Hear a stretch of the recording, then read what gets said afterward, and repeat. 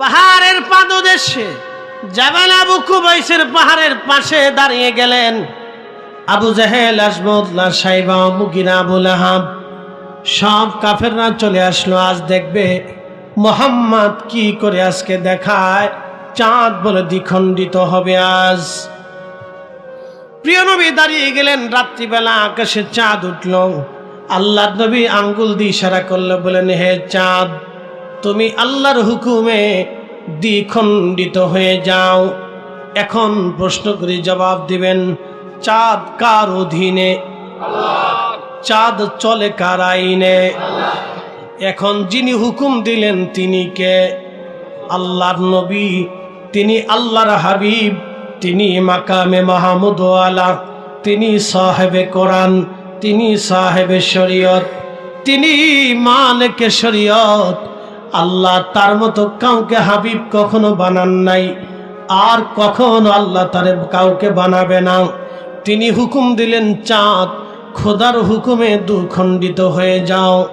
চাঁদ চিন্তা, এখন যদি রসুলের হুকুম অমান্য করি তাহলে আমাকে অতল গহ্বরে জাহান্নামে চিরদিন পর্যন্ত আল্লাহর শাস্তির ভিতরে থাকতে হবে।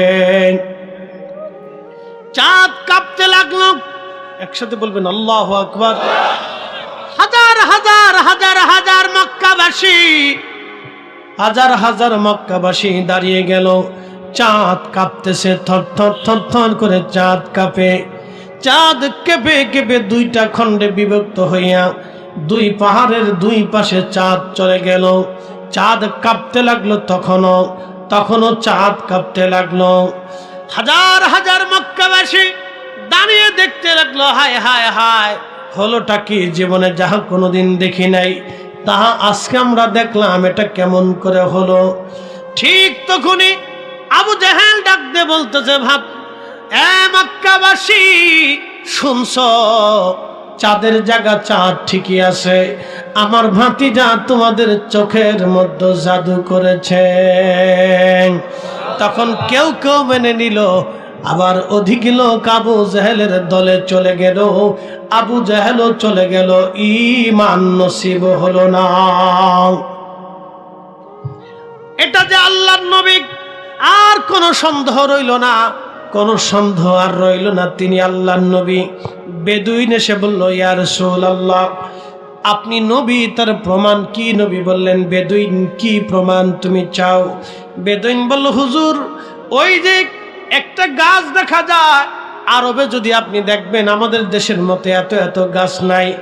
পাহাড়ির কোনায় কোনায়, ফাঁকায় ফাঁকায়, জায়গায় জায়গায় একটা দুইটা বাবলা গাছ আপনি দেখতে পারবেন, কাঁটাদার বৃক্ষ আপনি দেখতে পারবেন। এরা খুব শক্ত জীবন এবং শক্ত মাটির মধ্যে তারা বেঁচে থাকে। সাহাবী বলতেছে, হুজুর, ওই গাছ যদি হেঁটে হেঁটে এসে আপনার কাছে কালেমার কথা বলে সাক্ষ্য দেয়, আমি বেদুইন বিশ্বাস করে নেব আপনি নবী। ঠিক তখনই আল্লাহর নবী বললেন, বেদুইন, তুমি যে গাছের বলো গাছ রসুল তোমাকে তলব করেছে, এরে বেদুইন তুমি যা বলো, আমাকে ডাকতে হবে না। এই বেদুইন দৌড়ায় যায় গাছের কাছে, বলল, গাছ রসুল তোমাকে আহ্বান করেছে।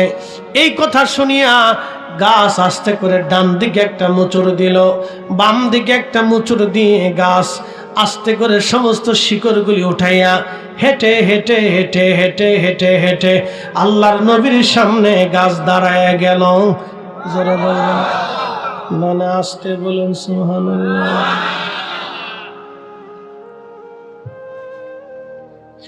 ধুলির ধারা বেহেশত আজ জয় করিল, দিল রে লাজ, আজকে খুশির ঢাল নেমেছে, ধূসর সাহারায়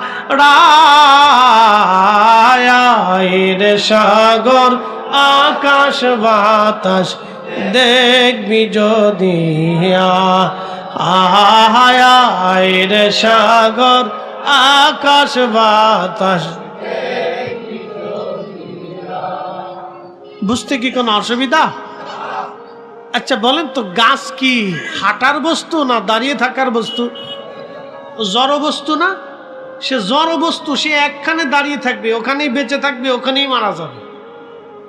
সে ওইখান থেকে খাদ্য নিবে, ওখানেই শোষণ করবে, ওখানেই থাকবে, সে এক স্থানে থাকবে, সে হেঁটে আসবে না। কিন্তু ডাকছে কে? নবী। একসাথে বলবেন আল্লাহু আকবার। কে ডাকছে? নবীর ডাক, হাকিকতে আল্লাহরই ডাক। কি কথা কন না কেন?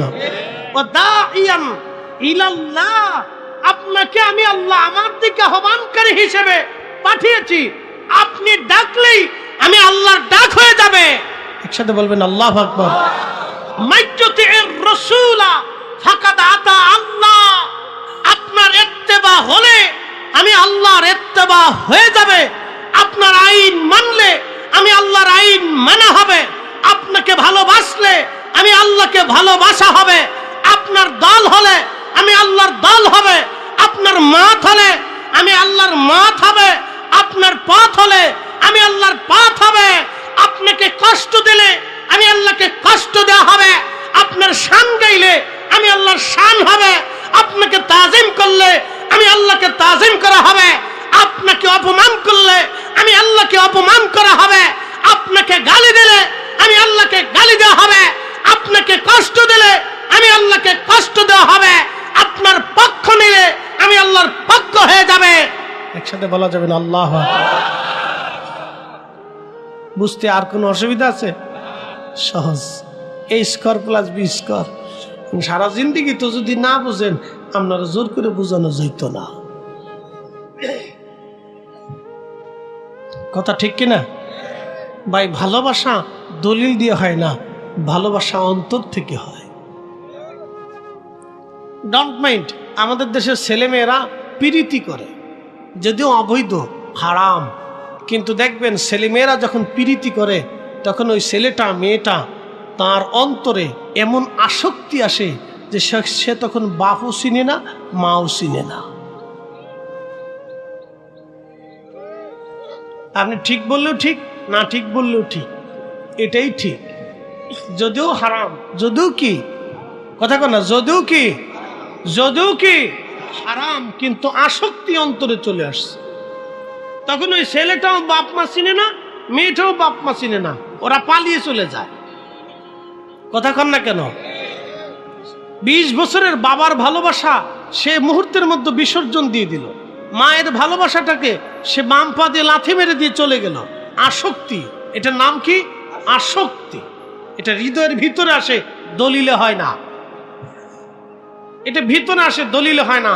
এজন্য এই সময় কোনো ছেলে মেয়ে যদি আসক্তিতে পড়ে যায়, গার্জিয়ানদেরকে বলতেছি, চাপ প্রয়োগ না করে তাকে ঠান্ডা ভাবে মেসিং করার চেষ্টা করবে।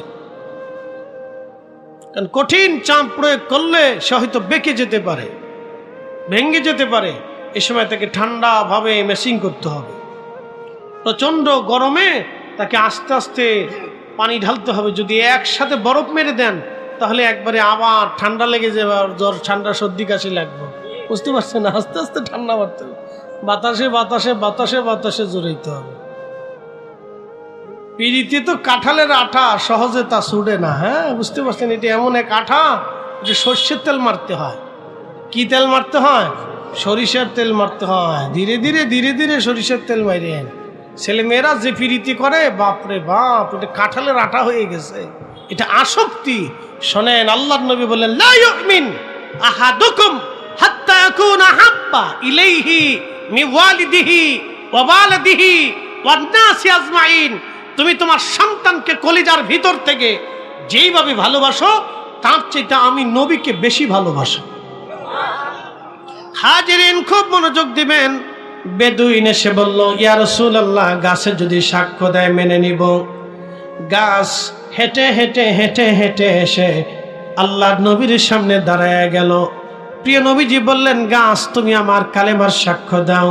গাছ বলতে লাগলো, আশহাদু আল্লা ইলাহা ইল্লাল্লাহু ওয়াহদাহু লা শারীকা লাহু ওয়া আশহাদু আন্না মুহাম্মাদান আবদুহু ওয়া রাসূলুহু। বেদুইন তখন বলতেছে, হুজুর, গাছে সাক্ষ্য দিছে মেনে নিলাম, কিন্তু আরো একটা কাজ বাকি আছে। বলে, আবার কি? দেখেন তাকে দিল কত শক্ত ছিল। বলে আবার কি? বলি ইয়া রাসূলুল্লাহ, ওই গাছে যদি হেঁটে হেঁটে হেঁটে হেঁটে জাগা মতো চলে যায় তাহলে বুঝবো আপনি নবী। কি বুঝলেন? রুক্ষ আবহাওয়াতে তাদের দিল রুক্ষ হয়ে গেছে। কিন্তু আল্লাহর কি মেহেরবানি, আমাদের এই অঞ্চলটা নাতিশীতোষ্ণ অঞ্চল। এই দেশের আবহাওয়া নরম, মানুষও নরম। এই অঞ্চলের আবহাওয়া নরম, মানুষও নরম, যার কারণে এই অঞ্চলে আউলিয়া কেরাম এসে যখন কালেমার দাওয়াত দিল তখন আর বেগ পেতে হয় নাই। শুধু খাজা আজমিরি রহিমাহুল্লাহ একাই 90 লক্ষ মানুষকে কালেমার দিশা দিয়েছিলেন। শোনেন, খাজা আজমিরিকে যদি আল্লাহ কারামাত না দিতেন, খোদাই শক্তি না দিতেন, আর সেই দিন যদি তিনি আনা সাগরের পানি একটা লুটার ভিতরে না আনতে পারতেন, তাহলে খাজা আজমিরির জায়গা আজমিরি হতো না। আজকে হিন্দুত্ববাদীরা, উগ্র হিন্দুরা মনে হয় শরীর একটু গরম গরম হয়েছে আর কি, ভাবে বোঝা যাইতেছে শরীর একটু গরম গরম হয়েছে। উগ্র হিন্দুত্ববাদীরা বলতে চাচ্ছে খাজা আজমিরির মাজারের নিচে আমাদের মন্দির ছিল, ওই মন্দির ভেঙে খাজা আজমিরির দরগা বানিয়েছে, ওই দরগা আমরা ভেঙে ফেলে দেব। ওরা জানে না ওদের 14 পুরুষও খাজা আজমিরের সাথে যুদ্ধ করে টিকে থাকতে পারে নাই। ওরা জানে না খাজা আজমিরের রুহানি সন্তানের এখনো পৃথিবীতে বেঁচে আছে।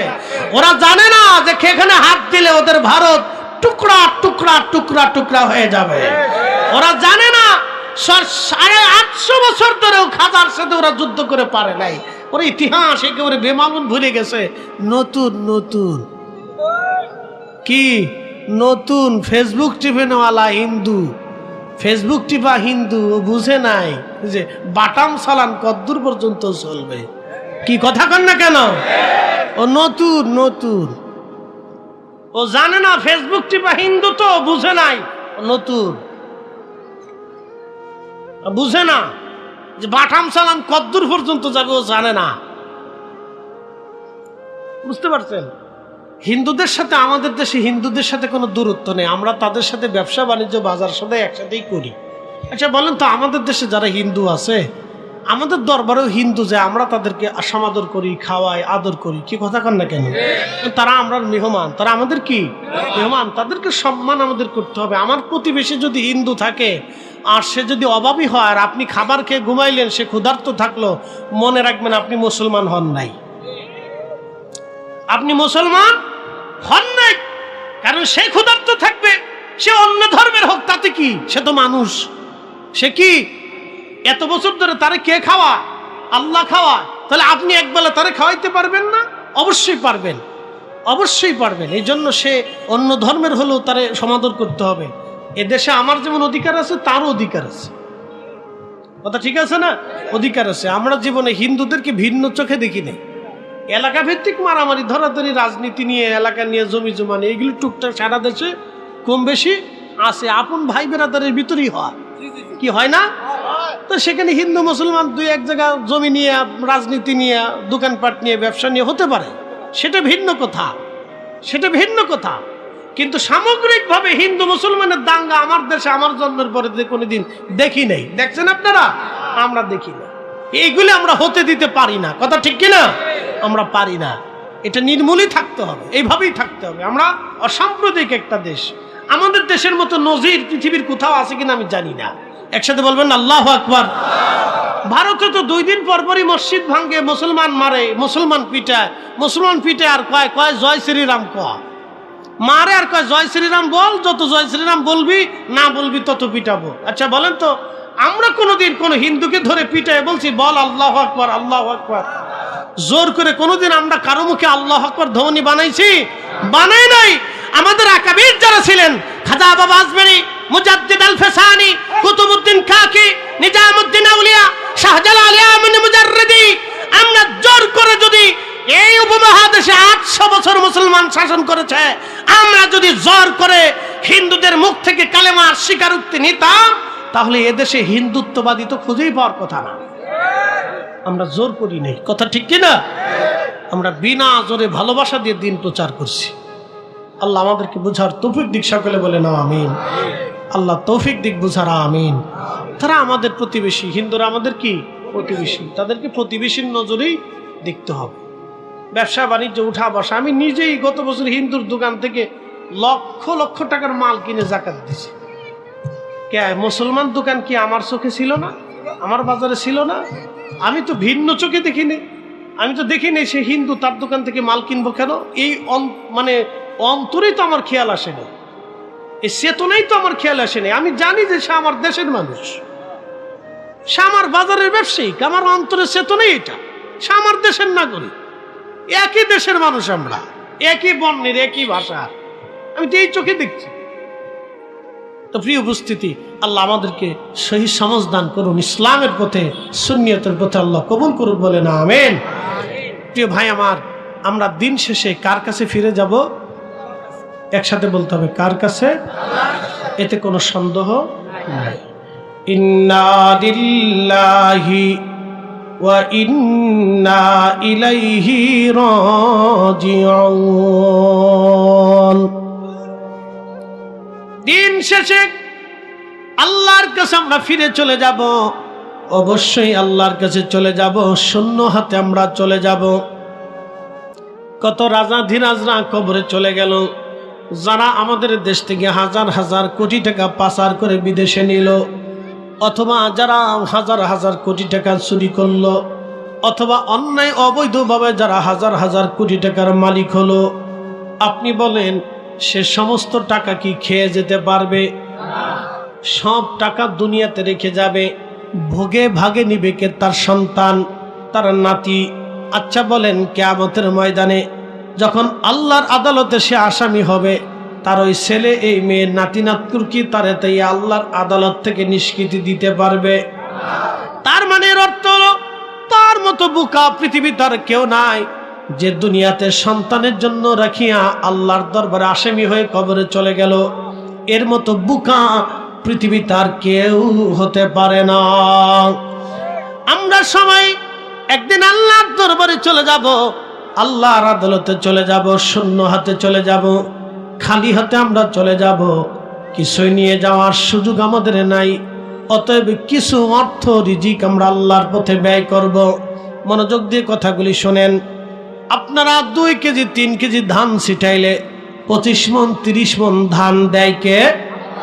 একটা মাছের ডিম থেকে হাজার হাজার মাছ দেয় কে? একটা ফলের গাছ থেকে 50 বছর ফল দেয় কে? আল্লাহ দেয়। আল্লাহ যদি একটা আম গাছ থেকে 50 বছর আম দিতে পারে, আল্লাহ যদি একটা মাছের ডিম থেকে হাজার হাজার মাছ দিতে পারে, 2 কেজি ধান থেকে 25 মণ ধান যে আল্লাহ দিতে পারে, আল্লাহর পথে 1 টাকা দান করলে 70 গুণ আল্লাহ দিবে। বিশ্বাস আছে না নাই? আছে আছে আছে, হাত উঁচু করে বলেন আসেনি? বিশ্বাস আছে? একিন রাখেন, বিশ্বাস রাখেন, যেই আল্লাহর পথে 1 টাকা দান করলে 70 গুণ। যারা বলেন কত গুণ? 70 গুণ। সাথে বোনাস, অ্যাক্সিডেন্ট, বালা, দুর্ঘটনা, মুসিবত থেকে আল্লাহ বাঁচাবে।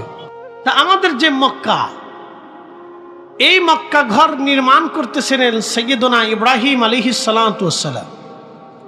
ইব্রাহিম আলাইহিস সালামের বিশ্বাস আল্লাহর একত্ববাদের উপরে।